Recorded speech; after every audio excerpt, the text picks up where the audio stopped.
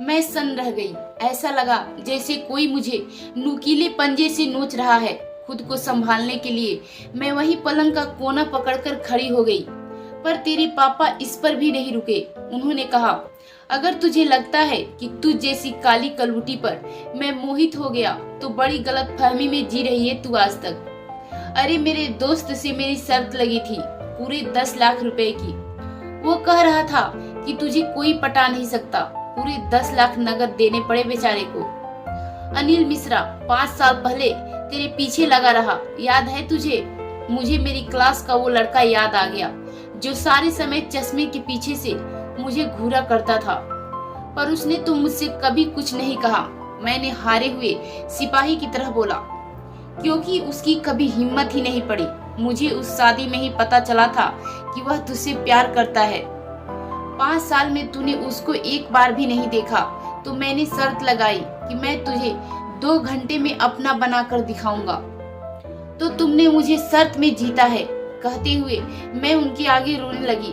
फिर भी मैंने अपने आंसुओं पोंछते हुए कहा, कोई बात नहीं, जो हो गया सो हो गया, उसे सपना समझकर भूल जाओ। अब तो मैं तुम्हारी पत्नी हूँ, यह तुम्हारा बच्चा है। तेरे पापा ठहाका लगाते हुए बोले, तुझ जैसी बहुत पत्नी आई और बहुत पत्नी गई। मेरे बाबूजी को नहीं देखा है क्या? आज की तारीख में भी 25 बरस से कम उम्र की औरत उनके कमरे में नहीं जाती है। मैं शर्म और अपमान से सिहर गई। अब मुझे समझ में आया कि माँ हमेशा चुप क्यों रहती थी। हे भगवान, कहते हुए मैं अपने कानों पर उंगलियां रख ली। रोते हुए मैं कमरे से बाहर भागी। सीढ़ियां उतरते समय मैंने माँ जी को देखा, जो रेलिंग पकड़े वहीं पर खड़ी थी। उनका आंसुओं से तर चेहरा और सूजी आंखें देखकर मैंने अपनी नजरें झुका ली। माँ जी ने मेरा हाथ पकड़ा और मुझे एक लाल रंग के कपड़े की पोटली थमाते हुए धीरे से बोली, कोई जरूरत नहीं है तुझे अपने बच्चे को गिराने की। यहाँ से चली जा और एक नई जिंदगी बना। यह बच्चा तेरा भी है। मैंने झुककर उनके पैर छुए और तीर की तरह दरवाजे से बाहर निकलकर मैं सीधे तेरी नानी के यहाँ पहुंची। घर में ताला लटका हुआ था। आस पड़ोस से पूछने पर पता चला कि तेरी नानी हरिद्वार निकल चुकी थी। बहुत खुश थी वो मेरी शादी के लिए। सारी देवी देवताओं को बधाई देने गई थी। आखिर बरसों की साथ जो पूरी हुई थी उनकी। मैं उनकी नादानी पर मुस्कुरा दी। पड़ोस वाले लड़के को बुलाकर मैंने सड़क पर पड़े एक पत्थर से ताला तोड़ा और घर के अंदर गई। अंदर से कुंडी लगाकर मैंने पोटली खोली तो उसमें ढेर सारे सोने के गहने चमचमा रहे थे और 1000 रुपए की एक मोटी गड्डी थी।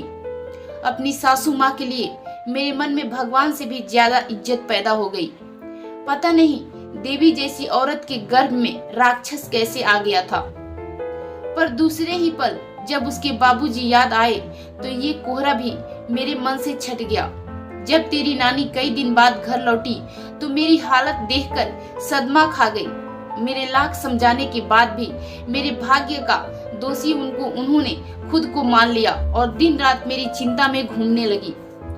कुछ ही दिनों में उन्होंने खटिया पकड़ ली। मेरे पास कोई पूंजी तो थी नहीं, तो वही गहने बेच बेच कर घर का खर्चा और उनकी दवाई करवाई। माँ की तबीयत इतनी खराब हो गई थी कि आधे से ज्यादा गहने बिक गए। घर भी माँ ने ही मेरी शादी के लिए गिरवी रख दिया था, जो उन्होंने बताया नहीं था। घर छुड़वाना भी बहुत जरूरी था, वरना मैं और माँ कहाँ जाकर रहते। मैंने माँ से कहा भी कि नया घर ले लेते हैं, पर वो नहीं मानी। उनका कहना भी सही था। जिस घर में उन्हें 50 बरस हो चुके थे, वो घर अब वो कैसे छोड़ देती। आस पड़ोस के लोग अब पड़ोसी ना होकर रिश्तेदार बन चुके थे। उन लोगों से दूर जाना मूर्खता होती। जब अपनों ने ही घर से बाहर फेंक दिया था तो इन्हीं लोगों ने संभाला था। माँ के सुख दुख में सब एक पैर से खड़े थे। धीरे धीरे समय बीता और मैंने एक जगह नौकरी कर ली। फिर तू गोद में आ गई और दिन जैसे पंख लगाकर उड़ने लगे। आज देख तेरे सामने खड़ी हूँ बिल्कुल अकेली। कई रिश्ते आए, सबने कहा शादी कर लो, पर एक बार आग में कूदने के बाद दोबारा हिम्मत ही नहीं पड़ी। तुझे देखकर मैं अपना सारा दुख भूल गई। बस अब तू ही है जिस पर मेरी सारी आशाएं टिकी हैं। इसलिए कह रही हूँ, मैंने सामने वाले निबलू की आंखों में प्यार देखा है। बहुत प्यार करता है वो तुझसे।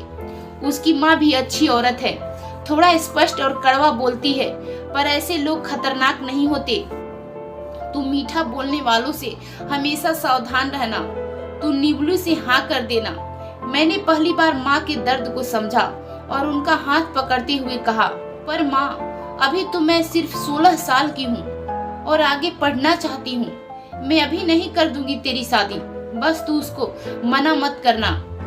मैं रोका करवा दूंगी, उसके बाद शादी तो होती ही रहेगी, पर बीच में तेरे कदम कहीं फिसल ना जाए, कहीं तुझसे वो गलती ना हो जाए जो मुझसे हुई। नहीं माँ, तुम निश्चिंत रहो, ऐसा कुछ नहीं होगा। कहने को तो मैंने माँ से कह दिया, पर अचानक ही 2 साल बाद कॉलेज पहुँचने पर मुझे एक लड़का मिला। उसके सुनहरे घुघराले बाल और नीली आंखें देखते ही जैसे मैंने अपनी सुध बुध खो बैठी। वह मुझे देखकर धीरे से मुस्कुराया और मैं इतना खुश हो गई कि उसकी मुस्कुराहट को दिन में कई बार सोचकर हंसती रही। दिन भर में कई बार अकेले में उसे सोचना और गुनगुनाना मुझे अच्छा लगने लगा। धीरे धीरे हम लोगों की बातचीत होने लगी। उसने मुझसे कहा कि वह मेरे बिना नहीं रह सकता। वो सिडनी से आया था हिंदुस्तान घूमने और हमारे कॉलेज से प्राचीन इतिहास की कुछ जानकारी लेने। वो फोन पर आधी आधी रात तक कसमें खाकर मुझे उसके साथ 7 समंदर पार ले जाने की बात करता और मैं उसके सपनों में खोई रहती। इसी बीच निबलू ने एक दिन हम दोनों को कॉलेज के एक कोने में आपत्तिजनक हालत में देख लिया। ना वो चीखा, ना चिल्लाया और ना ही उसने कुछ कहा। बस वो चुपचाप सिर झुकाकर वहां से चला गया। माँ ने कई बार मुझसे निबलू के बारे में पूछने की कोशिश की, पर मैं टाल गई। एक दिन कॉलेज जाने से पहले मुझे उल्टियाँ शुरू हो गई। मुझे लगा माँ मुझे पानी देगी, मेरी पीठ थपथपाएगी, पर माँ को तो जैसे काठ मार गया था। वो बस सूनी आंखों से मुझे देखती रही। मैंने माँ को जाकर झिझोड़ा और उनके पैरों में गिर पड़ी। मैंने माफी मांगने में बहुत देर कर दी थी। माँ का सर एक ओर लुढ़क चुका था। वो हमेशा के लिए मुझे छोड़कर जा चुकी थी। मेरी दुनिया उजाड़ करके पता नहीं कैसे आस पड़ोस के सब लोग आए और माँ को ले गए। कई दिनों तक तो मुझे होश ही नहीं था। निबलू अब छत पर नहीं आता था। मैं कॉलेज से पीटर के घर का पता लेकर गई तो पता चला कि उसकी सगाई भी हो चुकी थी। मैंने रो रो कर उसके घर वालों को अपनी बात सुनाई, पर उसके घर जाकर मुझे पता चला कि ना तो पीटर मुझसे प्यार करता था और ना ही उसे मुझसे सहानुभूति थी। पर उसके पापा को लगा कि अगर पीटर मेरे केस में फंस जाएगा तो कभी वापस ऑस्ट्रेलिया नहीं जा पाएगा और जेल में ही उसका आधा जीवन बीत जाएगा। पैसा बहुत था उनके पास, इसलिए तुरंत मुझे 50 लाख रुपए देने की बात करते हुए पीटर को छोड़ देने की विनती करने लगे। मैंने पीटर की तरफ देखा जो मुझे गुस्से में देखकर थूक रहा था। मैंने पैसों के लिए हाँ कर दी और घर आ गई। दूसरे दिन एक बैग भरकर मेरे पास पैसे आ गए। कहते हैं इतिहास खुद को दोहराता है, पर ऐसे दोहराएगा मुझे पता नहीं था। आज मैं अपने बेटे सोनू के साथ वैसे ही अकेली रहती हूँ जैसे कभी मेरी माँ मुझे लेकर रहती थी। तो हेलो फ्रेंड्स, आज की हमारी कहानी आपको कैसी लगी? कृपया करके कमेंट बॉक्स में जरूर बताइएगा और अपना ध्यान रखिए।